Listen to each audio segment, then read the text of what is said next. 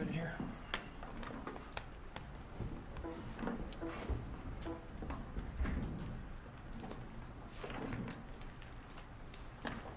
All right, we're on the record on Mr. Redwine's case, 17 CR 343. And we are here for his initial advisement. And am I speaking to Mr. Bogan or Mr. Moran? Initially to Mr. Bogan. Okay.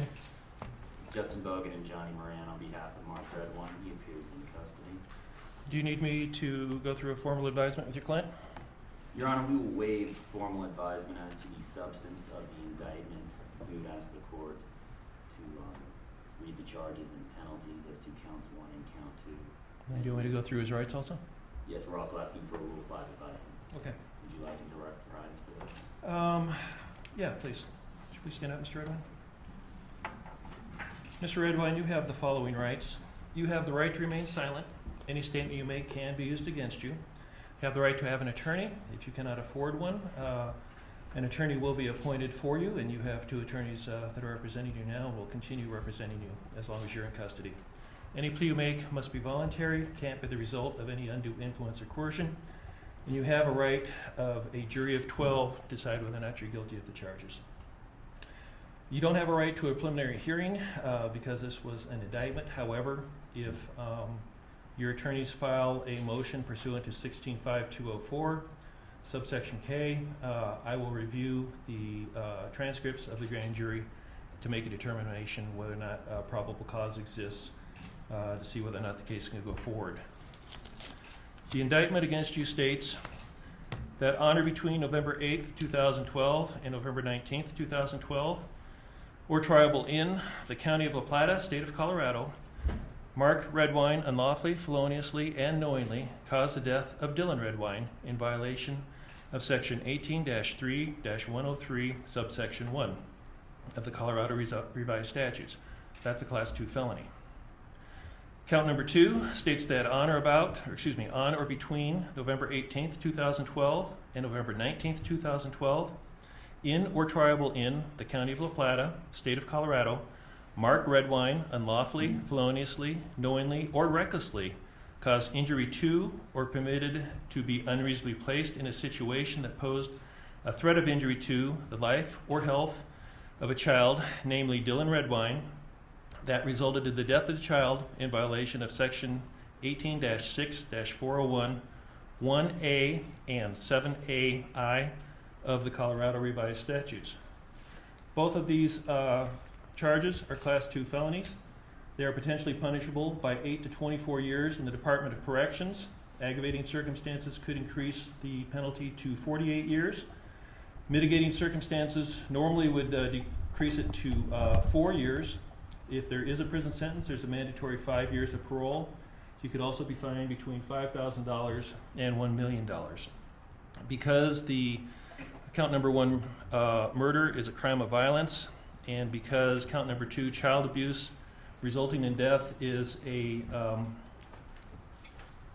forget what it's called, but it's treated like a crime of violence. The bottom end of the range on each charge is 16. So the amount of time in the Department of Corrections that you're looking at is actually 16 to 48 years.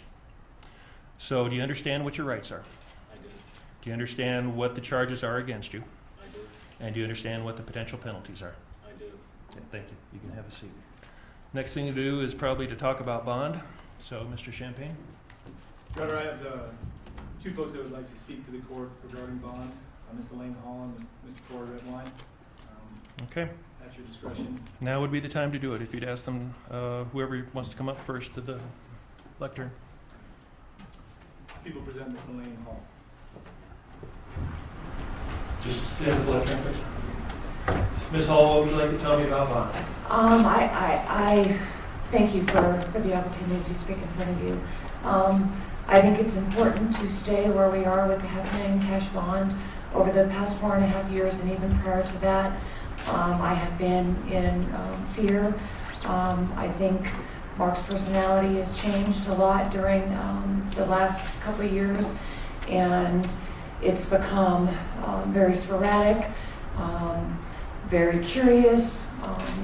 He's sent emails and text messages that have been very negative and very threatening to myself as well as my family. And I think it's very important to stay where we are on the bond, Your Honor.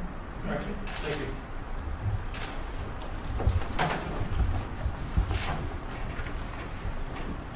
The people present, Mr. Corey Redwine. Mr. Redwine, what would you like to tell us?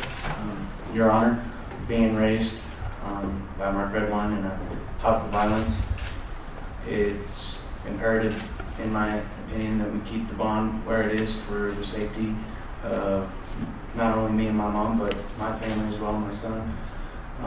His behavior throughout years course since I was a kid is demonstrated exactly the thought process and the feelings of the fear that we have today, and I think it shows throughout all the years' time with me and my mom that his temper and his violence and his reaction to things can bring a unknown. We don't quite. We just don't feel comfortable with it, and we're have been in fear and will be in fear. So we just like to address that to you. Thank you, Your Honor. Thank you very much. Mr. Champagne? Thank you. Christian Champagne for the people, Your Honor. Regarding bond, as I understand it, the bond is currently set at $1 million cash only, with no contact order from Ms. Elaine Hall, Mr. Michael Hall, and Mr. Corey Redwine. As a preliminary matter, those no contact orders should stay in place, and we'd like them to stay in place. The court has several factors to consider in determining bond. CRS 16-4-1035 A through J lists those factors, including employment status and history, the nature and extent of his family relations, past and present residences, his character and reputation, the identity of those who agree to assist him in returning to court, the likely sentence considering the nature of the charges, prior record and FTAs, failure to appears, facts indicating the possibility of violations of the law if he's released, the likelihood of intimidation or harassment of any witnesses in the case, and his likelihood to flee as balanced against ties to the community. The charges in the case, second-degree murder, as you noted, is a crime of violence per se, carries a range of penalties of 16 to 48 years in the Department of Corrections, and that is a mandatory Department of Corrections sentence if he is convicted. Similarly, child abuse causing death has a range of 16 to 48, and it is mandatory Department of Corrections if convicted. So he's facing a possible range really of 16 to 96 years in the Department of Corrections. The charges are very serious, and they certainly represent a major risk for Mr. Redwine if he's convicted. It's the rest of his life potentially in prison. That in and of itself represents a very good reason for Mr. Redwine to consider fleeing the jurisdiction and not returning to court. When faced with that choice, the rest of your life in prison or the chance to run and try to get away,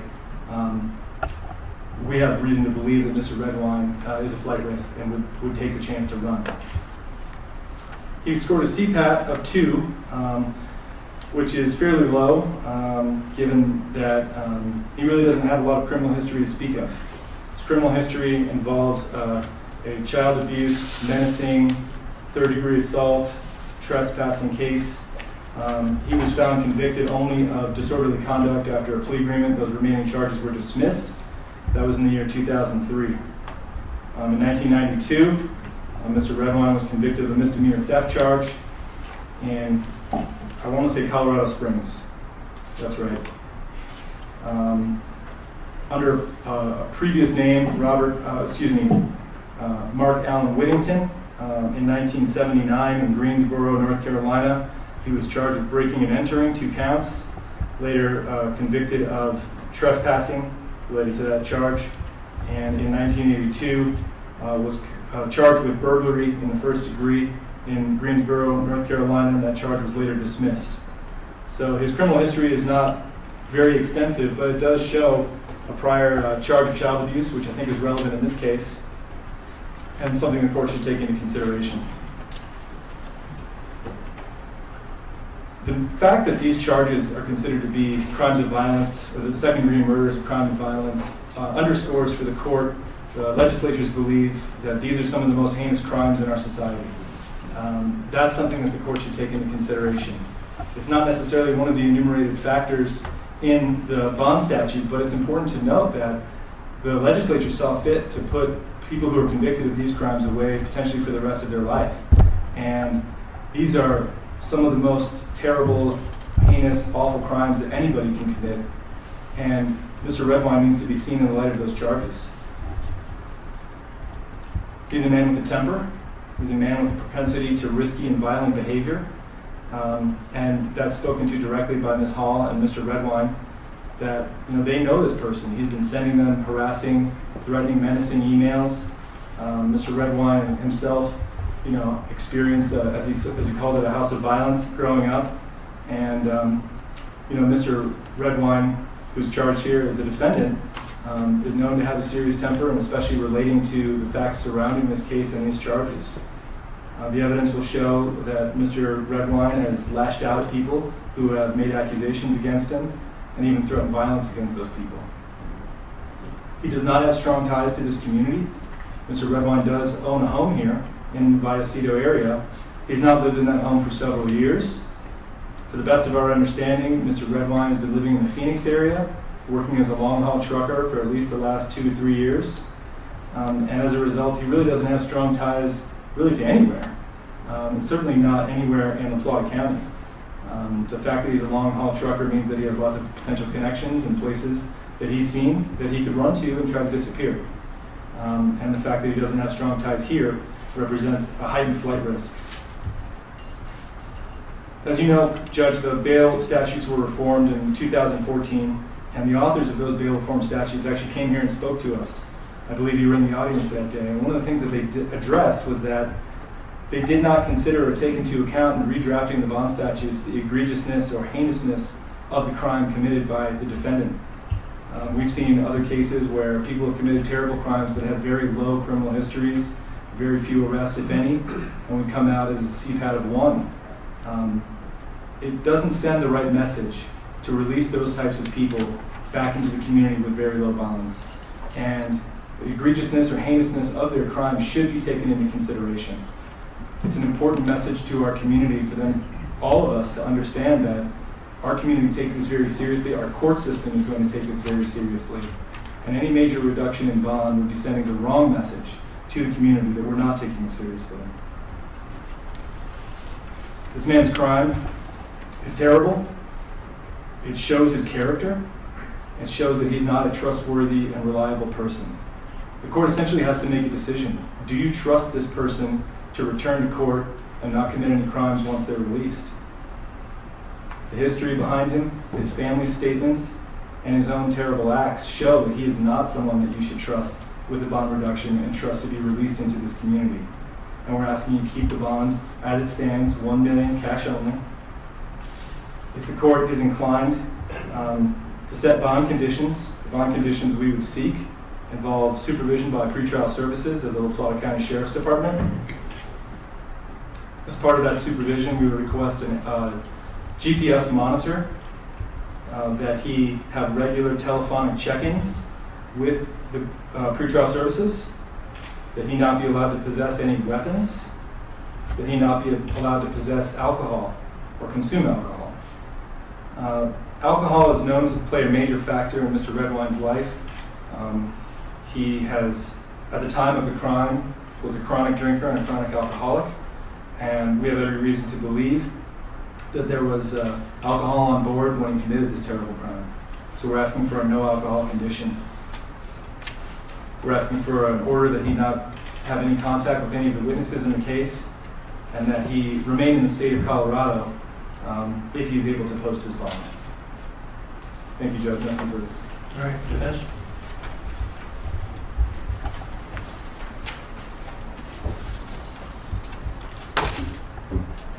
Good evening, Your Honor. I'm John Moran. I represent Mr. Redwine along with Mr. Bowden from the Public Defender's Office. In this country, in this courtroom, a bedrock fundamental principle when you come in here, like Mr. Redwine has, is that you have the presumption of innocence. that you are to be afforded the benefit of the doubt. Mr. Champagne's described things to Your Honor that are perhaps appropriate in the context of sentencing someone, sending a message, punishing an individual. That is not what Your Honor is supposed to consider at this hearing. There are two things that need to be decided here today. One, how do we protect the community? Are there any conditions that will ensure that upon his release, he won't represent any risk of rearrest? And two, how do we make sure he comes back to court? Mr. Redwine has been under the cloud of suspicion from day one in this case. He's been under that cloud, the cloud of accusation since 2012, and he hasn't gone anywhere. He's told everyone who will listen that he did not hurt his son. In front of you, Your Honor, pursuant to the presumption of innocence in the Due Process Clause of the United States and Colorado Constitution, is an innocent man. That is required of us, the presumption that he is innocent. And as such, I'm asking everybody here today to think about a grieving father who not only lost his child, but then lost his community, his family, and has been viewed with the hatred of a community that believes he did something to the son that he loves more than anything in this world.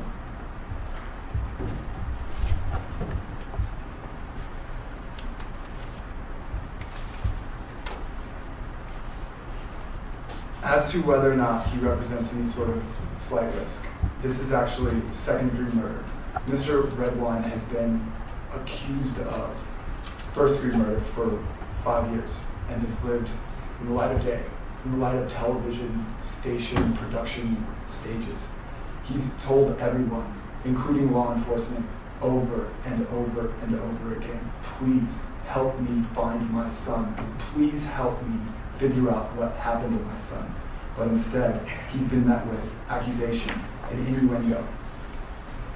Everything that's been presented here today about his character is vague and conclusory. It's uncorroborated. It's speculative, Your Honor.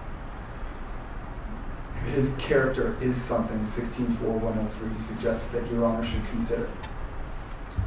With respect to his character, what I can present to Your Honor and corroborate is that he's a reliable worker, that he has a solid resume and has always held a job, that at his job he's entrusted with expensive equipment, that prior to the loss of his son, he was working at United Pipeline as a superintendent with critical responsibilities, 10 to 12 people under him.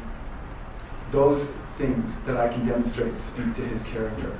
By every measure that the legislature has directed Your Honor to look at in determining whether or not, or deciding whether he's a risk to not return to court or to commit any future crimes, he passes with flying colors. He's just barely over a 1 on the CPAT for an arrest that occurred before he was 19 years old. He was cleared of that charge. The second thing that was mentioned by the prosecution, the breaking and entering under a different name, this is the first we're ever hearing anything of the sort. I'll have to ask Your Honor's forgiveness because we just got involved in this last night. So I've not looked thoroughly through the criminal history, but I'm persuaded that once I get a look at it, that there will not be a breaking and entering from 1979 when Mr. Redwine would have been, I think, 17 years old. If I may, I'd just like to go through the factors that Your Honor is supposed to look at. And I would disagree with Mr. Champagne on the notion that heinousness wasn't considered. When the CPAT was created, there were several different things they looked at. As I understand it, hundreds. And the seriousness of the crime was something that did not correlate to whether or not you represented a danger upon release or whether you were going to return to court. With respect to the amount, everyone in this room who's being serious about it realizes that $1 million cash is crazy money. Mr. Redwine doesn't have anything of the sort. I don't imagine anybody else in here could post $1 million cash. He is working. He's making approximately $60,000 a year working for CNR, England Trucking. His job does require him to travel, but that doesn't mean that he doesn't have ties to the community. He owns his home here. He has significant equity in that home. His ties are to the place where he lost his son. admittedly, he is in fairly rough financial condition, and that's something that the statute also directs your honor to consider. He spent, I forget now, somewhere in the area of a year or so as a result of grief and depression, being the subject of suspicion and hatred of folks who are basing their conclusions on uncorroborated speculation. He wasn't working, and that definitely took a toll on his finances, but he's back at it. His family relationships, something you're not supposed to consider under 16.4.103. His mom and brother are totally supportive. They live in Castle Rock, so they're nearby. His aunt and uncle live in Aurora. He's got family in Grand Junction. He has family ties to Colorado. But importantly, Mr. Redwine keeps to himself. And that's something in the list that because of all of the folks who jumped to conclusions in this case, everything he does is seen in the light of you bad person, you killer of your son. Your honor cannot do that, cannot take the stand that has been the predominating theme in the newspaper, the predominating theme in the media. Your honor's got to provide the presumption of innocence here today. His current residence is Bayfield. He is a citizen of our community. When he was arrested, the fact that he was in Washington was a function of his employment. He was there picking up fish. He was going to drop that fish off and come back to his home where he stays when he's not on the road every night.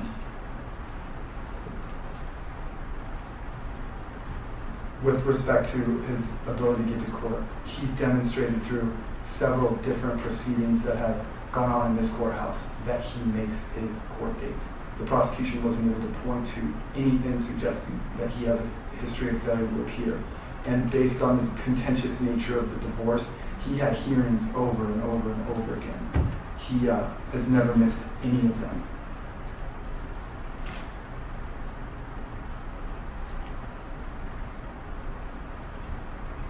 The vehicle that he's going to use to get back and forth to court, in fact, was one that he drove to law enforcement so that they could have cadaver dogs sniff it. Mr. Redwine, if he was going to flee, would have certainly done it long ago. Mr. Redwine, sort of surprisingly to me, is approaching this with a measure of optimism that this is the beginning of his opportunity to demonstrate to his community and to the world what he's been saying to anyone who will listen from the beginning. I did not hurt my son.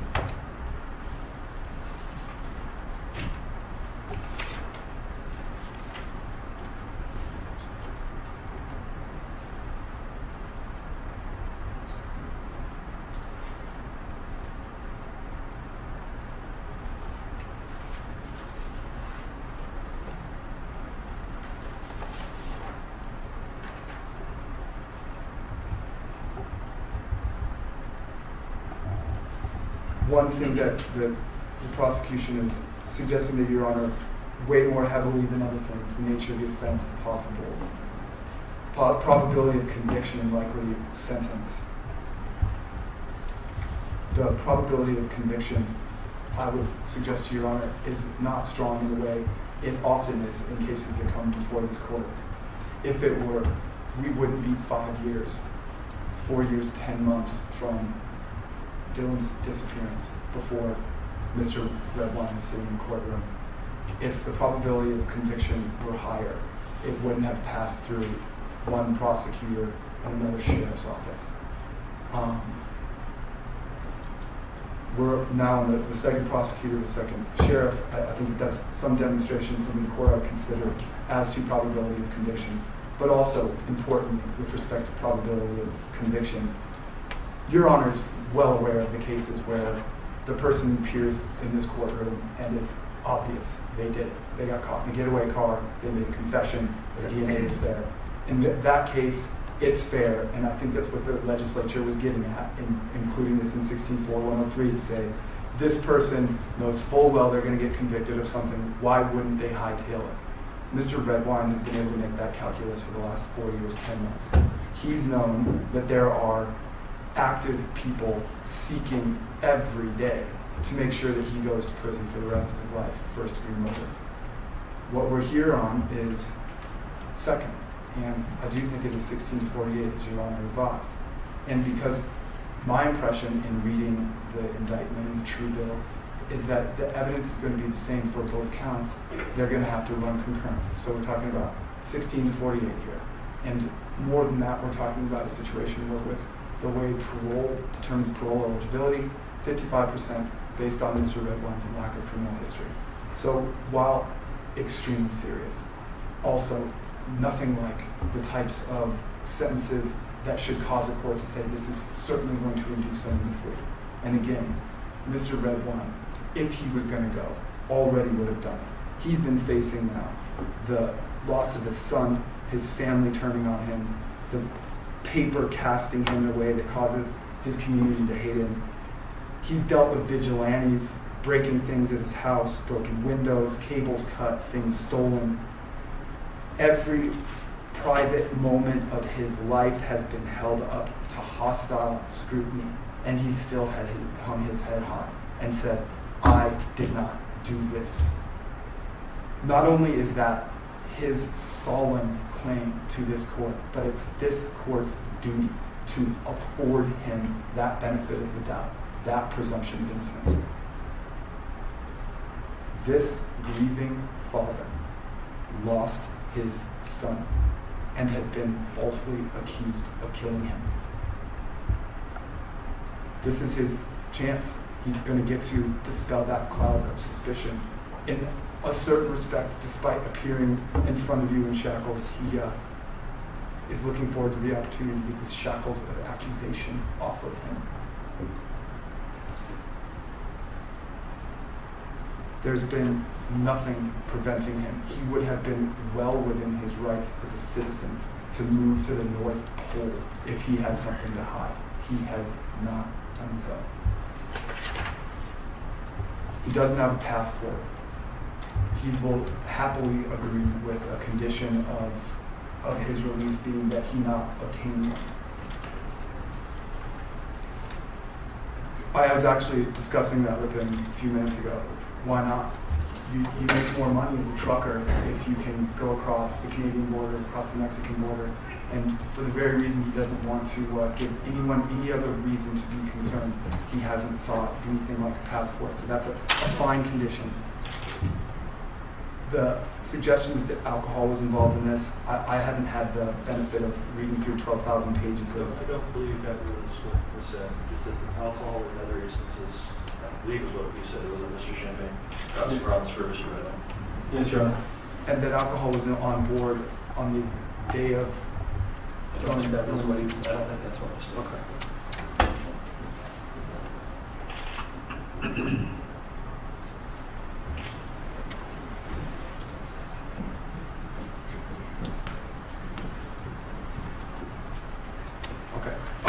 And just pointing again to CPAT, I'll leave it with what's included on this, the best objective predictor of whether someone's a danger to the community or whether someone's going to fail to return to court. The Sheriff's Department is saying that Mr.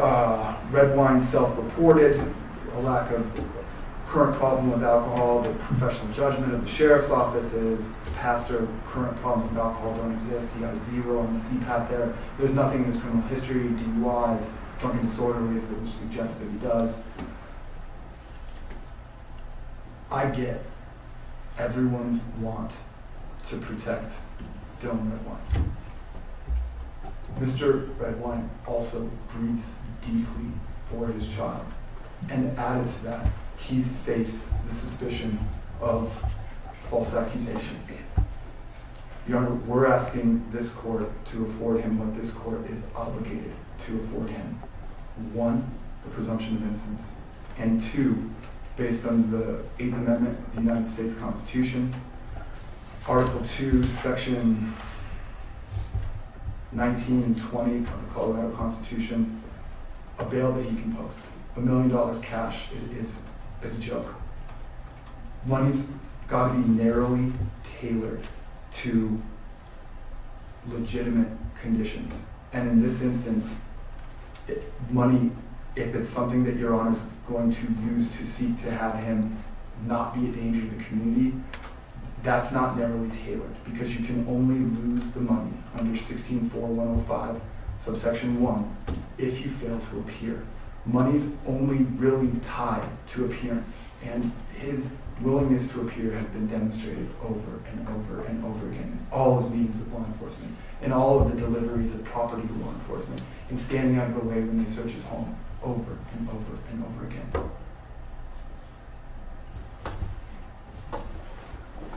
Setting a monetary bond the way it's been set presently is not fair. It's arbitrary. It's irrational. It's not reasonably related to the purposes that bond is legitimately related to. Using bail to detain is illegal. Using bail to punish is illegal. It also isn't effective, as demonstrated by the CPAT studies. The seriousness of your crimes, contrary to what was suggested by the prosecution, doesn't predict whether you're coming back to court. The United States Supreme Court in U.S. v. Salerno, it's 481 U.S. 739, the pin side on that is page 755, says, in our society, liberty is the norm, and detention prior to trial, or without trial, is the carefully limited exception. It needs to be carefully limited here, Your Honor. There's other language from Barnett v. Hopper. This is persuasive because it's Fifth Circuit, 548 F. 2nd, 550, pin side 554. To imprison an indigent when the same circumstances an individual with financial means would remain free constitutes a denial of equal protection of the laws. We're asking the court not to set money to detain him and say that it's somehow related to some other legitimate function of setting a cash condition or financial condition. The purpose of bail is to ensure the defendant's presence at trial and not to punish him before he's been convicted. That's out of Colorado. It's Lucero v. District Court, 188. Colorado 67, 1975.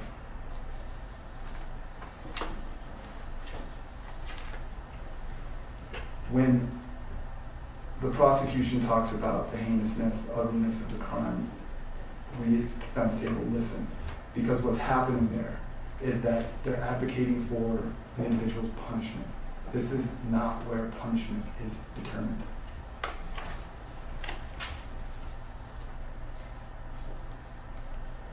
In Colorado, the Altobella case, Altobella versus District Court, 385 Pacific 2nd, 663, pin site 664. The court there is saying a court may not set a monetary bond that is so high it's tantamount to a denial of the right to be admitted to bail in a reasonable amount.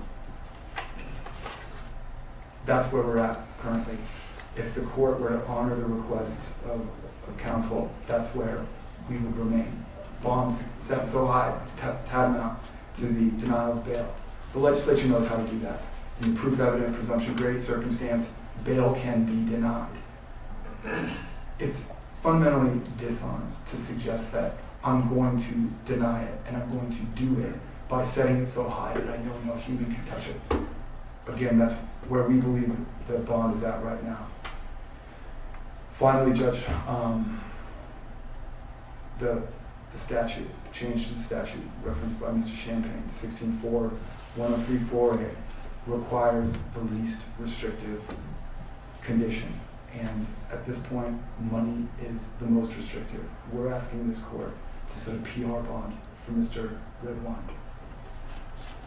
If there is some suspicion that money's gonna get him back here, then double it.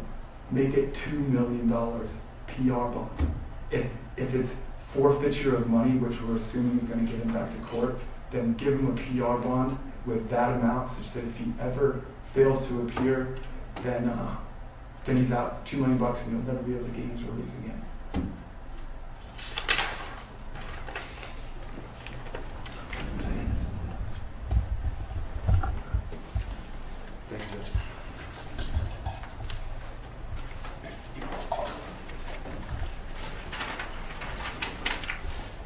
setting bond, the court is not concerned with sending a message to the community about how serious these offenses and charges are.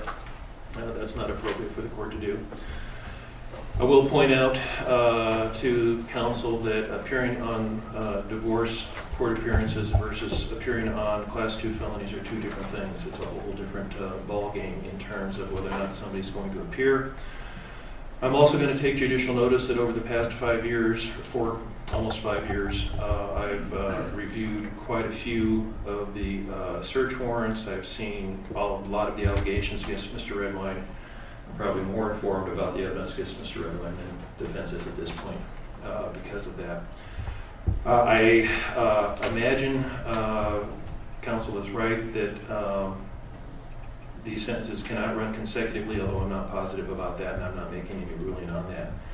But considering Mr. Redwine's age, considering the fact that he has been out of La Plata County for quite a while, the fact that he's a long-haul trucker, and the fact that they are Class 2 felonies, potentially punishable by up to 48 years in prison, and the allegations Mr. Corey Redwine and Ms. Hall made concerning his violence, the court is concerned about his reappearance, and the court is concerned about safety to the community.